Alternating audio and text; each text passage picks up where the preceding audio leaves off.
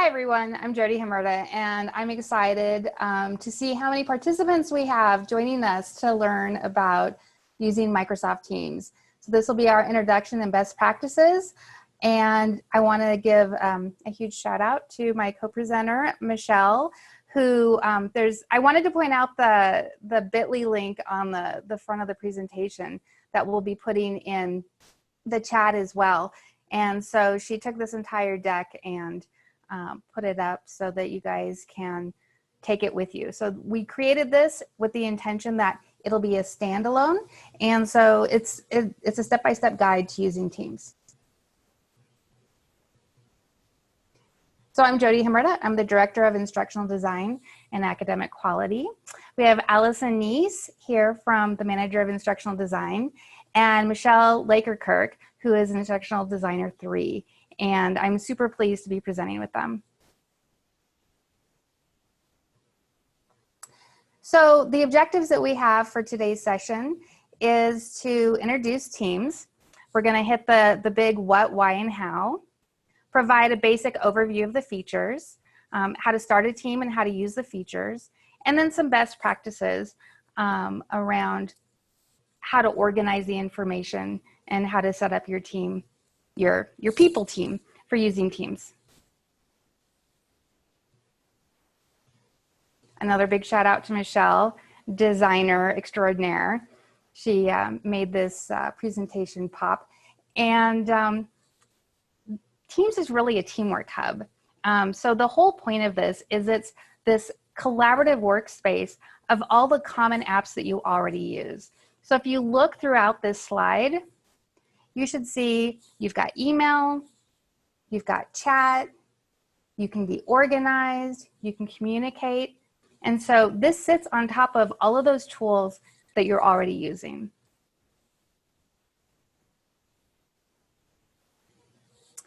So why use Teams? It's a centralized communication. And so you probably are used to using email right now. And I don't know about you, but I don't find it very productive. In fact, I can really lose a lot of time to trying to use email to communicate. And so what Teams does is it just centralizes it all within that space. You can, in addition to organizing your material, you can also chat, have calls, schedule meetings, and you can see the visible chain of communication. So if a decision was made, you can always go back and you can see how that decision was made through the chat stream. You can greatly improve your document management. It gives you an opportunity to never worry about losing version control or losing a document. Everything is auto-saved and backed up, and everything's in one place. As I said before, it's using all the Office 365 apps that you're used to using. You've got your Word and your Excel. You've even got Power BI and Planner. It's going to streamline all of these things into one place for you.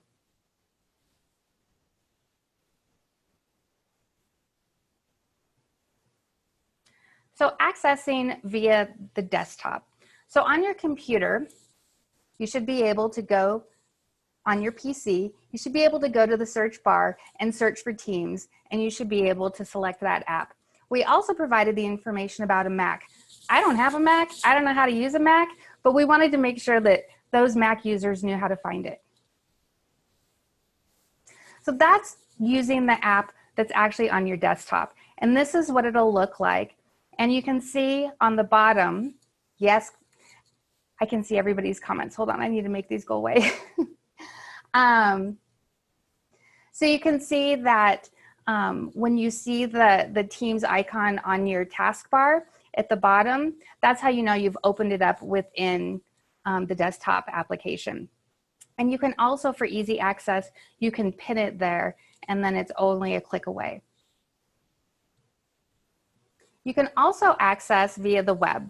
And so if you follow the teams.microsoft.com link, it's going to take you to a space where you'll log in with your credentials, your administrative or staff credentials, and then it's going to take you to your organization page, which is Ashford, and you'll put in that same email address and your credentials to log in.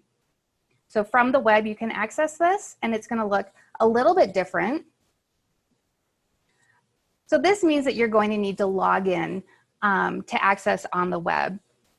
There's a little bit of different functionality. It's a little bit slower. So I would highly recommend, if you don't have Teams downloaded, you may want to contact BTS and work with them to download it today. Some best practices.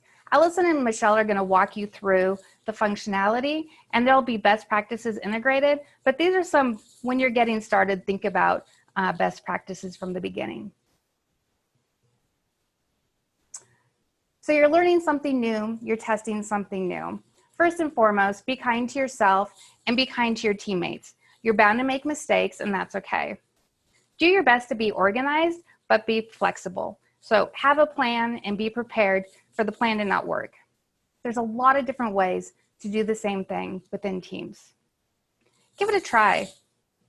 Pick something that you're already familiar with and use Teams to collaborate on something that's not new, something that you already do, so you know how you'd like to structure things. You want to make sure that you communicate with intention and purpose. So for example, you want to make sure that Teams becomes your hub of communication. If people start chatting in multiple different ways using different tools, the point of that collaboration and tracking all of that communication is going to be lost. So make sure that you have a really clear purpose of why you're using Teams before you start using it, so that people are drawn there knowing why they're using it. It's always good to have an owner, that person who's the cheerleader, to help everybody else along. So if you're like me, you always like to have a backup. And so I was really pleased when Michelle shared one of her best practices of every week taking those really important documents and making a backup so that she has her own copy, you know, just in case. So now that you're all excited to learn more, I'm going to hand this off to Allison. Thanks, Jody. So now let's get into a bit of the basic overviews and features of Teams. So before we get going anywhere, we really need to talk about how to start or create a team. And I will just say a caveat to this is that all of these screenshots and tips are used through the desktop app. So the mobile app may, or not the mobile app, the web browser app may have slightly different functionality, but overall it should be pretty much the same. So in order to start a team, what you're going to do, log into your desktop app, you'll see this Teams option on your left navigation. You're going to click on that button, and then you'll see an option to join or create a team. Full disclosure, I've never joined an existing team. I've only created a team, but there is a way to join. If anybody is really interested in taking that on themselves and researching, send me tips on how you do that. And then from here, you'll click the button that says create a team. Pretty self-explanatory. Then you will be auto-prompted to select your type of team that you'd like to use. So you have a few different options. You've got a class, a professional learning community, a staff, and other. We recommend using the professional learning community, especially if you are setting up a collaborative workspace. There's just a nice amount of tools in there. It's the structure that works out well, that we found works best for collaborating. But again, it's really all about your use case for your team. So once you've selected your team, you will be prompted to give your team a name, give it a description, although full disclosure, the description's a little bit hidden. So any really imperative information I wouldn't recommend putting in the description, but it's there as an option. And then you also have the ability to set some privacy standards. So if you want to be the only owner and you're the only one that wants to add members, you can opt to set it to private. You can also set it to public to let any member invite others to join.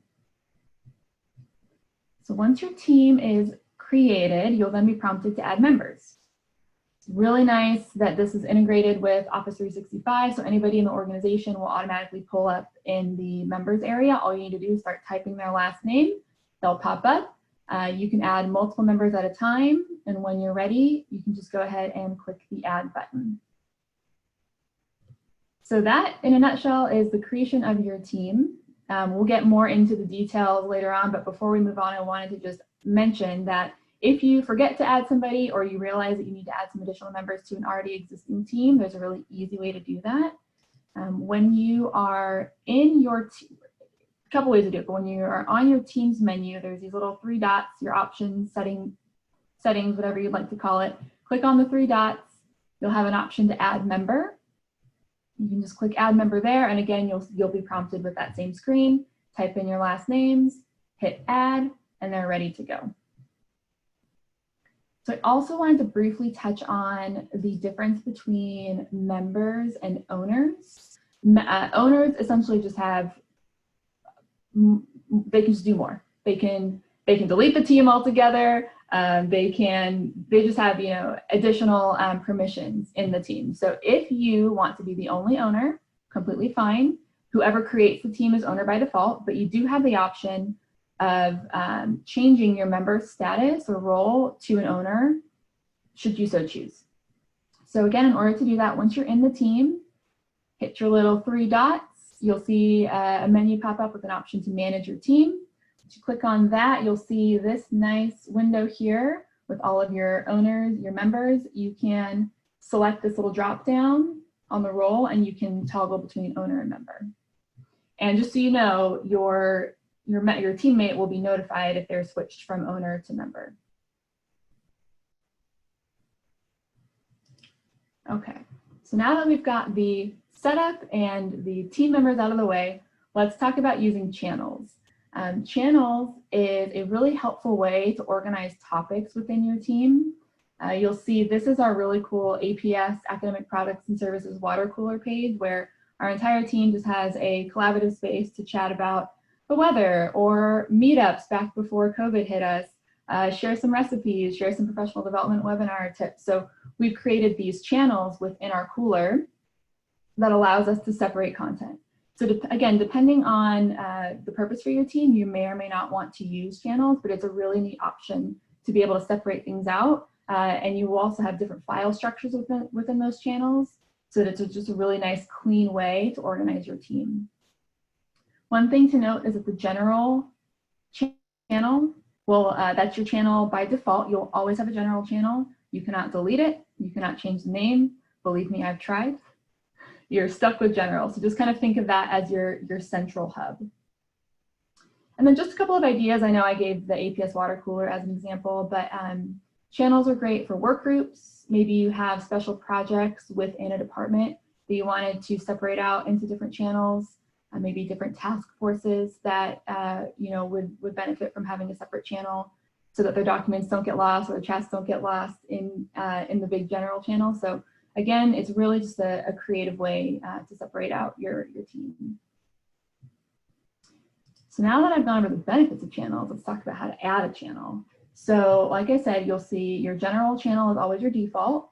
But to add more, you'll just click on your little options menu, click on add channel, and you'll get a menu that's very similar to what you see when you create your team. You can create a channel name, description, and again, set your privacy settings. Pretty straightforward. So those are channels in a nutshell. Let's now talk about notifications. This is something that took me quite a while to get used to in Teams. There are countless ways, it seems, to get notified within Teams, and different notifications mean different things. So I'm going to go from the most important notification to the least important notification, just so you can see what the differences are. So there are really 3 main types of notification settings in your activity feed. One is this little @ symbol that you'll see. When you see an @ symbol, it means that somebody has called you out by name, and Michelle will get more into how to do that in a bit. But someone has said, hey, Michelle, I need your help with this, or hey, Michelle, go check out this resource. Just means it needs your attention. And you'll see this little @ symbol directly on your Teams channel. The next one is a numerical notification. So let's say that you create a thread, you share a funny video, and somebody comments on it but doesn't tag you. You'll still get notified that somebody has participated in a thread that you created, or maybe also participated in. You'll also see this little numerical number when you, or symbol when you get a chat, which again, Michelle will go into in a bit more detail. But this is kind of tier 2 in terms of notifications. It's important. You probably want to look at it. It probably pertains to you. but it doesn't necessarily need your attention. And just a little note that if you create quite a few channels and your notifications get a little bit out of control, you can actually set or manage your settings and your notifications at the channel level. And to do that, you would just, again, go into your channel notification or into your options menu for that specific channel, go to channel notifications, and then you have options of when you would like to be notified. So it's just helpful, like Facebook or LinkedIn. If you are getting way too many notifications, you can temper them a bit. And the third and final notification setting, and the one that took me the longest to figure out, is the bolding option. So this is a picture of my team's kind of home hub, and you'll see I have quite a few teams. Anytime you see a bolding on either your team's home tile or within a channel, it just means that some type of new content or activity has occurred in that channel, whether it pertains to you or not. So again, if you're like me and you hate having message and email notifications, you will probably go in and clear those out because you don't want to see the bolding. Some people leave it completely. I always say there's two different types of people. There's people that have 3,000 email notifications, and then this person has 0. So again, you can just clear these out or leave them there. Just know that it means that there's new content. So now I'm going to turn it over to Michelle, and she's going to talk a bit more about how to navigate teams. Thanks, Allison. Before we go on, if you have any questions about what we've talked about, please add them to the chat. We're happy to answer them as we go along. But thank you. I'm going to talk about navigating teams because Teams is very easy to use, but sometimes navigating it can be a little confusing. So the first thing we're going to talk about is what happens in the left nav, because this is kind of your go-to when using Teams. So let's dive into the left nav. The first thing we're going to talk about is the activity option in the left nav. And this is a great way to see all of your feed for all of the activity that's happened in all of your teams. So it's a nice way to get a snapshot of what's happened, and it's listed by most recent on top and oldest at the bottom. So you can definitely have a quick view of what's been going on in your teams. So that's what happens in the activity section. And as Allison said, you'll get a little notification if there's anything there for you to address with the @ symbol or things of that nature. All right, next we have chat. And I just want to say that this chat is private. It's only visible to those you add to your chats. So once you click on the chat, it shows your chat history, anybody you've chatted with. As you can see here, I've got one with Jody Himerida, Allison, and I. So this is Jody Himerida +2. To start a chat, it's actually not that simple. It took me a long time to find out how to start a chat, but all you do is you click on that chat icon on the top. It looks like compose an email, but that's what you click on. Then all you have to do is type in their name or email address. You can chat with multiple people, so it could be one person or 20. And then after that, all you have to do is type in your message, and you can either hit enter or that little paper airplane symbol on the right. In addition to that, there's also some features that you can do a video or voice call with the people in your chat, and those settings are on the top right. You can present now, call, or do what we're doing now with like a video meeting. And you can also enhance your chat message by some of the features at the bottom, such as formatting, attachments, and all that. And we're going to get into those next. So that's how you do a chat.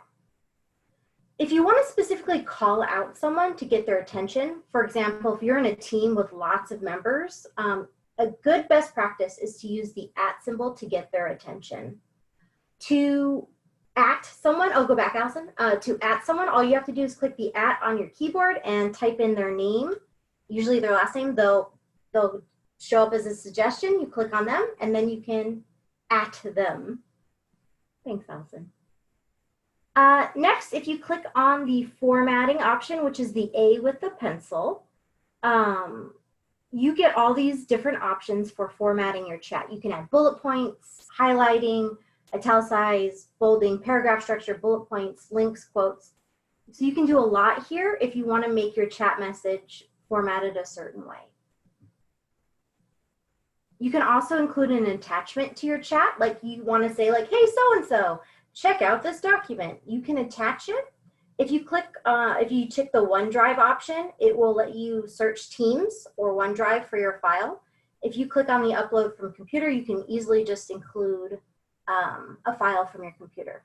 If you do the upload from your computer in the chat setting though, it will save this file to the chat history and not to any individual team. That's just the caveat I wanted to say.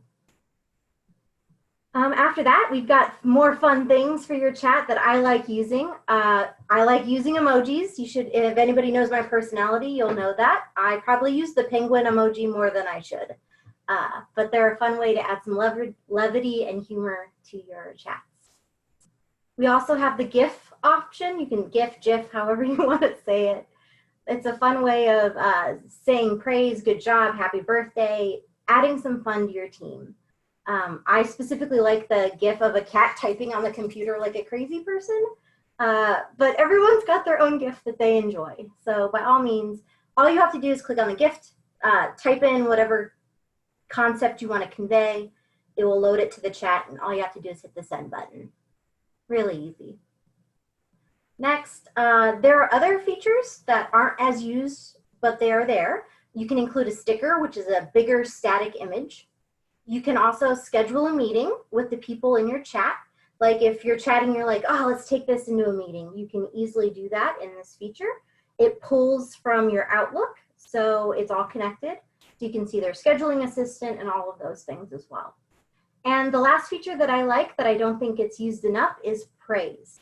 If someone's doing a really great job in your chat or in your team, you can give them a little bit of praise. You can say that they're being awesome or they have courage or optimism.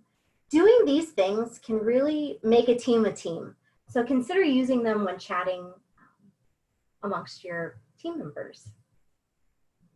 All right, chat reactions. Like any good social platform, there are reactions. All you need to do is hover over a chat and you can like, heart, laugh, wow, sad face, angry face. It's a great way to let somebody know you've seen their message, but without having to take the effort to like say something, especially if you're in a hurry. The other thing for chat, if you click on the ellipses, it's the more options, you get more features. Things that I like to do is I am a perfectionist, so if I make a typo in my chat, you can easily edit it. Or if you chatted something you didn't mean to, you can delete it here as well. What will happen if it's your chat, it will just say this message has been deleted, and it might take a little bit for it to go away, but it will just say your message has been deleted. The other thing I really like about the options is that it tells you how many people have read your chat. So if you're in a chat with multiple people and you're like, why aren't people responding to me? You can see the read by, and if you click that little caret, it actually shows you who has read your chat message. So that's a great way to see who's reading and who's looking at your messages. So there's a lot here in chat that you can do and explore. All right. The next, so we've done activity and we've done chat. The next little icon in the left nav is the Teams option. And I like to think of the Teams button as like your dashboard. You click on the Teams in the left nav and it shows you all of the teams you are a part of. And to get into an individual team, all you got to do is click on each individual one. So I would click on Res 7302, for example, to go into that specific team.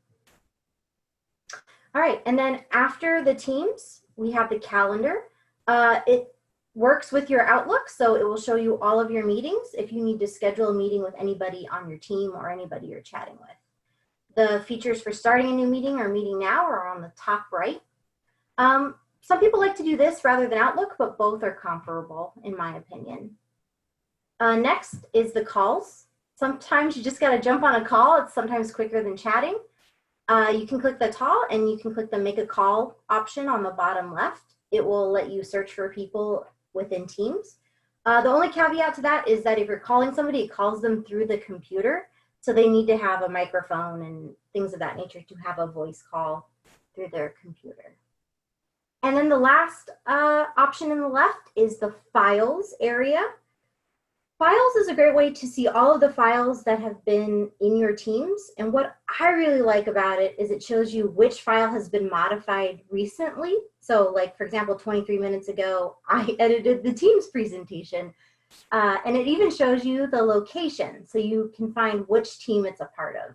So this is a quick way to find a file that you've been working on recently, and also when it's been updated last. And it goes from most recent to oldest.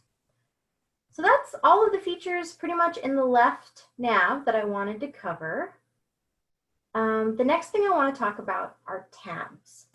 And tabs, if you get into an individual team, so I've clicked into one of my teams, and we set up this team as a PLC. So it has these 3 default tabs. It's got posts, and posts is just like the chats that we mentioned, but these are chats within that team. So these would be a chat within everybody in a specific team. You will also see files, and these will be all of the files related to that individual team. Next, you have the PLC notebook, which is a OneNote. It has some features already populated in there, and I like to delete those and start fresh, but you can use the PLC notebook that is already there. And lastly, you have the little plus sign. The plus sign is your way to add additional apps. Because you can't change, move, or edit the posts, files, and PLC notebook, if you want something to be prominent in your team, you have to add it via the plus sign. So I like to use the plus sign to add documents that I think my whole team needs to see regularly, or if I want to add additional apps, that's how you do it. So those are tabs within an individual team. Now let's talk about the Files tab. And this is where I think most of us use Teams for, is for housing files. Yeah, we'll get there, Bill. Great questions. We'll hopefully get these at the end. So in the Files tab, this is where you're going to house all of your files for the team. You can click on New, and you can add a new folder. This is where you can house individual files, or you can start a new Word doc, Excel, PowerPoint. However, I do recommend what I do and what we have found is the best practice is actually start your documents on your desktop and then upload them to Teams. They seem to work better if they start on your desktop first rather than originating in Teams. So I only use the new button to make new folders, in all honesty, and I just upload files that I've made on my computer. In addition to the Files tab, once you get in there, you're going to see all of your files listed. Like, for example, in this team, I have 2 files listed. I have Teams Presentation and Teams Presentation Outline. If you click on the little ellipses next to it, it gives you more options. And I love these options because you can click on Copy Link, and it will give you a link to that file that you can email to people or send in a chat for people to review. So that's how I typically use it. If you want this document to be very prominent, you can click on Make This a Tab, and it will add it to the very top next to the Post, Files, and PLC notebook. So we'll bring it right up to the top so it's easy to see. As IDs, we like to do the course guide. We like to put the course guide on the very top so it's easy to see, but any document that you're using frequently should be made into a tab. I also like using the Move option. We've noticed that it's difficult to drag and drop files, so sometimes you just have to click on Move and then tell Teams where you want the file moved to. So that's how we use the files. A note that I want to make sure is you can open documents in Teams, but we do recommend that you actually open them in the program they're made in. So if you're working with a Word doc, open it in Word instead of in Teams. It just works better. But we'll get into that a little bit more. All right, next is the PLC notebook. Again, this is just a OneNote. We like to use it for meeting notes or things that we like to keep that everybody can see. So agendas, meeting notes, action items. It's basically just a OneNote that everybody can see and everybody can edit. So it's a nice feature for everybody to use. Like I said, though, the PLC notebook comes populated with some standard pages and sections that you might just need to delete. So you have a fresh notebook to work with. All right, if you click on that plus sign, so it goes Post, Files, PLC Notebook. If you click on that plus sign, you have the option to add in more apps and more document file types. So you can click on, let's say, forms and add a form to your team, or add planners or a wiki. So that's all found in that plus sign. So one of the ones that I like using, and I think is very helpful for some people, especially if you have a lot of to-dos and action items, is to consider using the planner. And the planner is basically, if you've ever used Trello or Monday.com, it's very similar. You can add to-dos, like a bucket. They call it buckets, but it's basically like a section. And you can add a task there, and you can assign people to that task and assign a due date. And it reminds people as that due date approaches, like, hey, you've got a task due, or you're late on your task. And it's a nice way to keep people accountable, but it's also a great way to keep action items visible to other people. So we like using the planner as a way of organizing to-dos, actions, and those things. So that's an app that you add via that plus sign in Teams. It's called Planner. All right.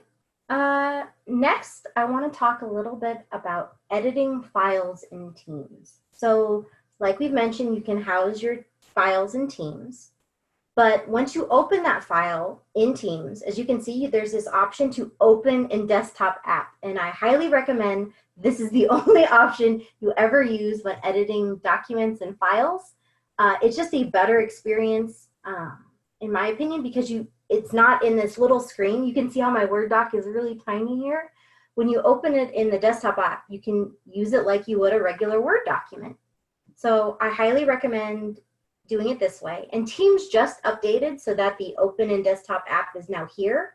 It used to be hidden in the little ellipses on the right, but because everyone uses it this way, they've made it more prominent. So if you've updated your Teams recently, this should be your newest option. Okay, once you open that file in desktop view or in the desktop app, you can see that it opens like a regular Word doc. There's just a couple things that are different. One, you'll notice the autosave is turned on. I love autosave because what that means is that I can work on this document with Jody and Allison and it autosaves, and I don't have to send various copies or versions, which is the biggest problem with documents. You're like, who's got the latest version? I don't know. But this way, it's always saved. It's always the latest version and it auto saves, which is a great way to make sure everybody has the latest updated version. And you'll know that it's on because it literally says auto save on. I don't recommend turning it off.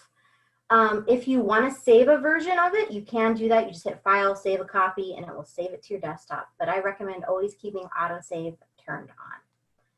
To know that it's actually working, on the top right where it says the title of the document, once you've made an edit, you should see it change from Save to SharePoint to saying Saving. And that's how you know it's actually working. Another great feature about Teams is that you can see other people in the document with you. So for example, Allison, Jody, and I were all working in this document together, and you can see their little icons on the top, so I know who's there, who's looking at the document. You can also click on their icon and select Go to their location, and you can literally see where Allison is editing the document. So it's a nice way to collaborate and see what other people are working on, but doing it all together at the same time. So I think it's just a nice way to collaborate and work on a file together. Next, and those are pretty much all of the tips and tips and tricks we have for you today. We have some additional resources. I'll go ahead and copy those links into the chat. But at this time, I think we'll take some Q&A if anybody's got some.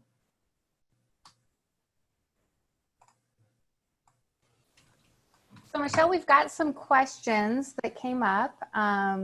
So I don't know who wants to, do we want to jump into a real team and try and show some of these things? So I guess I'd like to qualify that we're not Teams experts, right? We're, I would say, heavy users and are heavily interested in collaborating on projects. So Michelle just put some additional resources, thank you so much, into the chat. So some of the questions that came in were around, let's see. Can you show us quickly again the difference between a channel and a file? So I think we've got the Allison, I think you had those screenshots. Yeah, so let me just go. And while you're finding that, I'll elaborate. A file is like an individual file. So that's like a Word doc, a PowerPoint, an Excel. A channel is basically a different section of a team. So let's say we have a big team called, I don't know, the Teams Work Group. Let's say we've got this team called Teams Work Group. We could have a channel within Teams of people who just focus on a subpart of that. So it's like, yeah, like a organization. Exactly. And so you can also have individual files within those channels. Michelle already said that. Yeah. And I like channels because let's say you have like a Forbes or a cast team, but then you have these work groups or subgroups within that larger one. Instead of clogging up the whole team, you know, because you have people in that team who are interested in your subgroup, you can have a channel, and that basically says, I only want, you know, if you're interested in this subgroup, here's the channel for it. So it kind of isolates that, so you're not flooding everybody else with that content. It's kind of located within a channel. It's a nice way of parsing out information, because if you ever use Teams and it's a very busy team with lots of people, you're going to get flooded with notifications and files and emails, and it gets a little overwhelming. So a channel is a nice way of saying, nope, all of this content now lives in this channel, in my opinion.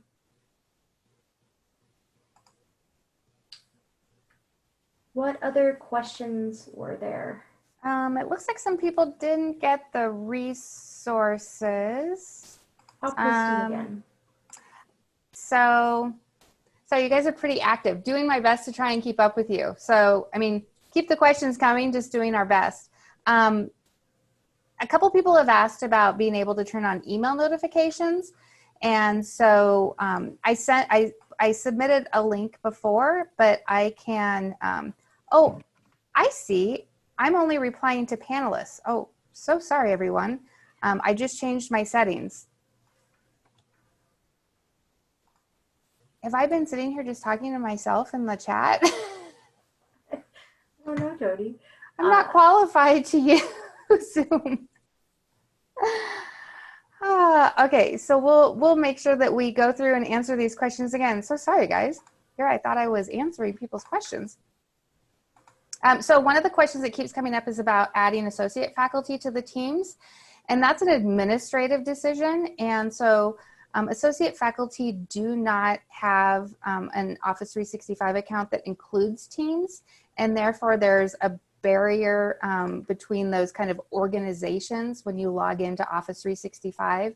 And so at this point in time, it's not set up to invite guests. So associate faculty at this point would be considered guests.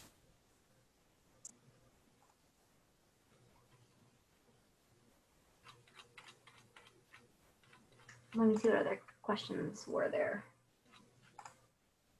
People want to change the picture. Did you guys? We didn't, but you can definitely do that. I can show that really quickly. Because you want your team to be pretty when you go in there. You want to feel good about it. Let me share my screen real quick. So to change a picture, all I did was I went to my teams and I clicked in to a team of mine. And if you hover over the icon, you should see this like pencil kind of pop up. And from there, you can either upload an image that you already have on your computer, or you can select some of their like cutesy icons that they have. Make sure your internet connection is good when you do this, because whenever I select an icon, it tends to break my teams, or it takes a long time for it to populate. So just be mindful of that if that happens to you.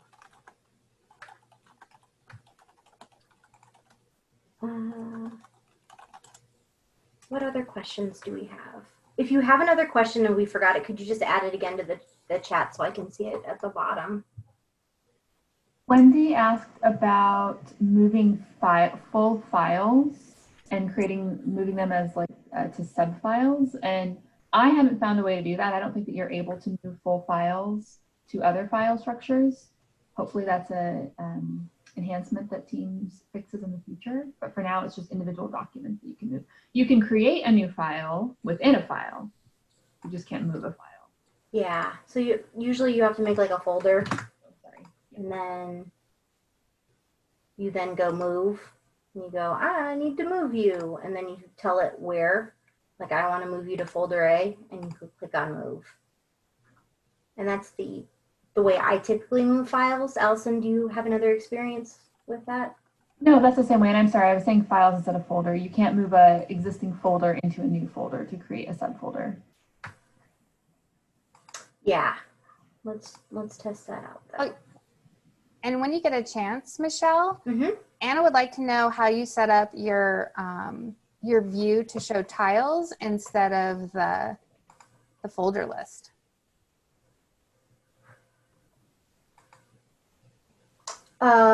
So in Teams, there's this little gear, and you can click on that, and it can say default dark light. You can also have it as a list or the grid. I personally like the grid, but some people, you know, like more of a list option. I'll show you what that looks like. So here's this. I am a more visual person, so I liked it better as a grid, if that makes sense. That's awesome. Now I have to figure out how to put it back, but that's how you do it. What program has the cool graphics? I made all of the graphics on the PowerPoint in PowerPoint. If that's what you're asking. I'm wondering if she's talking about the praise and the icons that are available in chat. So those are already built in. So you just click on praise, and a lot of them are already here. So, you know, unicorn, to whom, GIF is already there. Stickers are already there. Yeah. Oh, and Dan is commenting on the way that OneNote works with Teams. And so once Teams creates that note, then within OneNote, you can create additional tabs, additional subfolders, and then that gets added into your team. And so OneNote and Teams seem to have a really good back and forth dynamic relationship. They seem to work really well together. Oh, I think they're talking about your infographic, and Michelle, all your great design work. Because I pulled a whole bunch of stuff off the web because in true teacher fashion, I'm really good at borrowing other people's stuff. And Michelle was like, I think I can create something better. So Michelle, well done. What tool did you use to create that graphic with all the hubs, the one that you created for me? Yeah, it's just an image that was Teams, and I added the lines and bubbles in PowerPoint. Choose PowerPoint. There you go.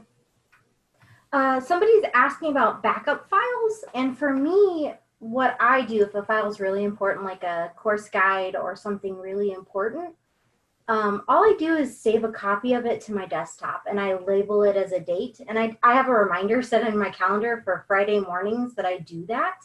And it's just a way for me to like keep a record of a document, because as you know, when multiple people edit a document, someone could accidentally delete something or change something, and you're like, I really liked what we had before. So I often take Friday mornings, I take 30 minutes and I save important files to my desktop and I catalog them, so I'll save them with the date. And that's how I back up files.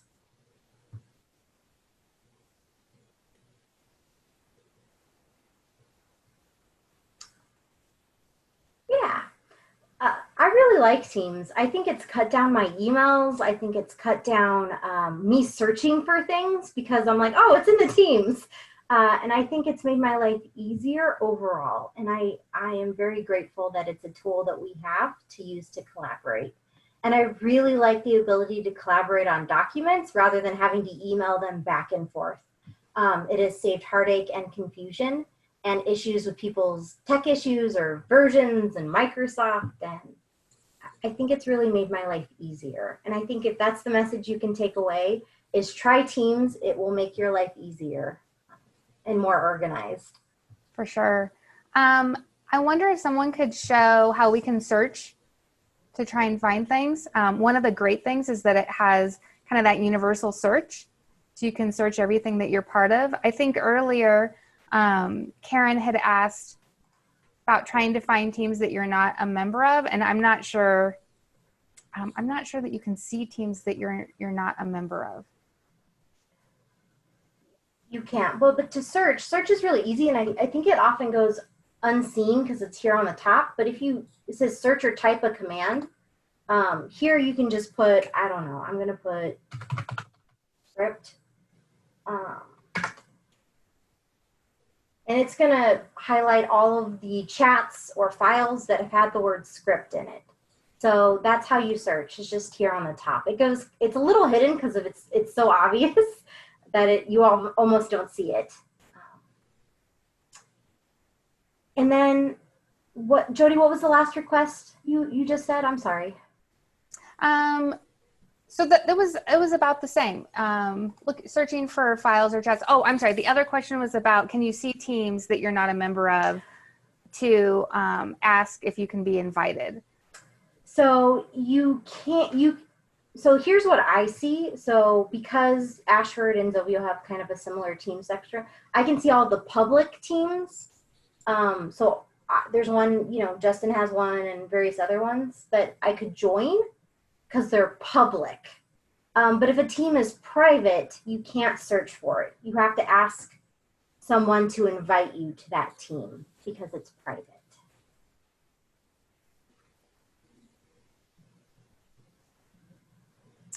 Karen says, thank you.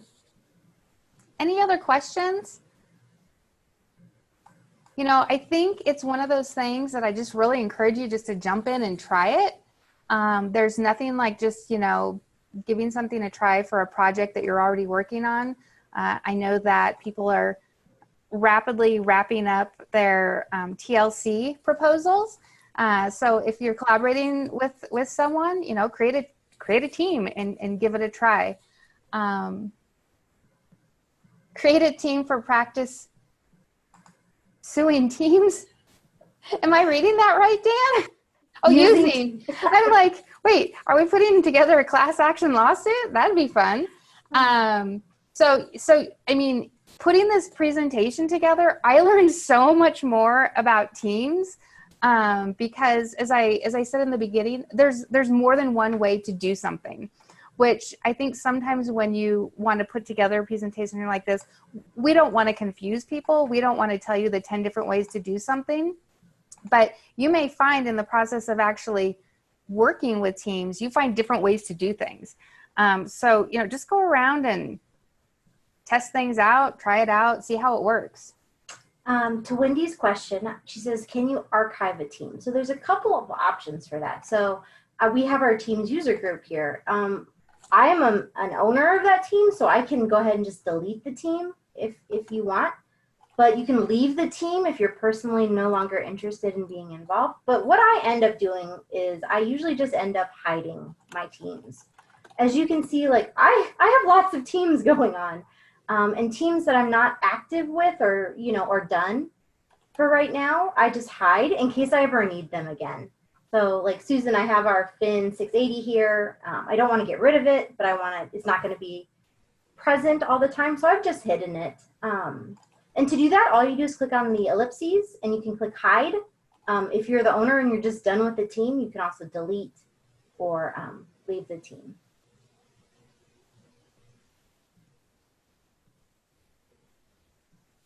One of the other things to notice is when you create a team is be very careful about how you name it. If you've been following the chat, then you'll see that every time you create a team, it's also creating its own SharePoint site. And so if you have a typo in your original team, you can, on the surface, Teams will let you change that name, but your SharePoint site, your folder structure will always have that typo in the URL. structure, which if you notice such things may drive you a little bit nuts. So just be aware of how those things, yes, best practice, don't change team names. Get it right the first time. So to access SharePoint, actually within Teams, I don't know, Allison or Michelle, if you want to jump in there, there's, what did we decide they're called? Ellipses, dots, the 3 dots. Options, whatever. Typically you can click into those and it gives you the option to open stuff within SharePoint, and it's a different visual experience.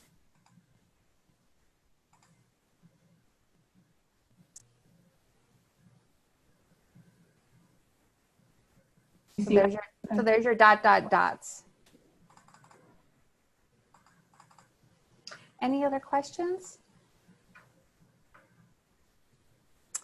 We've, for other examples around the teams versus channels decision making, we recently created our engagement work group decided that we'd like to have some kind of user groups around some skills. And so rather than creating 8 different teams for each skill, we had one overlapping team that's for all of the skills groups. And then there's, the channels for Excel and SharePoint and presentations and other technologies that people might be interested in coming together around. And so, it's not that different than, yeah, there it is. That's what it looks like. And it's not that different than trying to think about how you want to organize files within a folder structure. And so it's a very personal decision. And so it's something that when you come together and you realize that you're collaborating with others, other people may have preferences. And so again, it's just good to talk to your collaborators and just have a plan from the beginning. Oh, would you mind showing the ellipses again, the dots?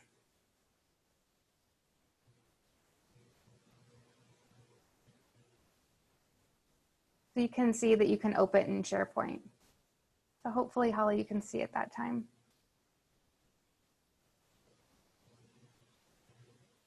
Yeah, and I think that when we were presenting this, for the most part, we use the PLC template for the teams, but go ahead and give the others a try and see what you like.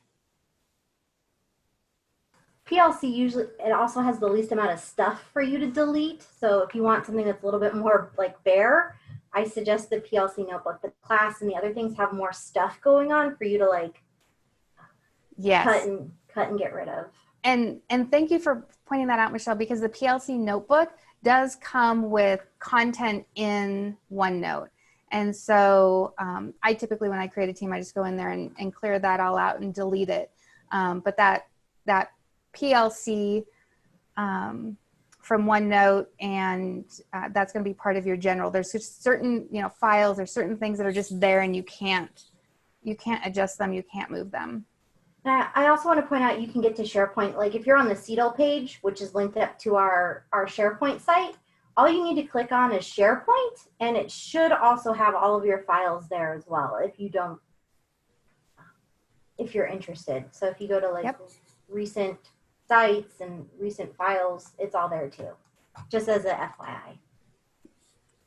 And that's where that would take you if you were to open up Teams, if you were to go through to the, wait, I'm missing a joke. A bit of team humor, as my youngest nephew shared with me when he was 4 years old. I told him there was no I in team. He responded as follows: yes, but there is in me. There's me in Teams. I like it. Oh, those 4-year-olds, you can't go arguing with them, guys. Their logic is sound. It's very sound. Half of team is me. Oh my gosh, I love it. Any questions? Oh, sorry, Michelle. No, got it. Haley, did you see anything else that we may have missed?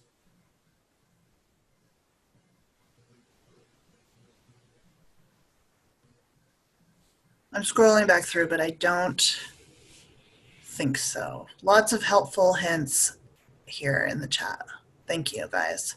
Lorraine asked a question in the Q&A around being careful if you're already using a SharePoint site. So Teams is a newer product, and so if you have an older SharePoint and you create a team, your team is going to create its own separate SharePoint site. So it's not going to point to your existing SharePoint site. So that's just something to be aware of.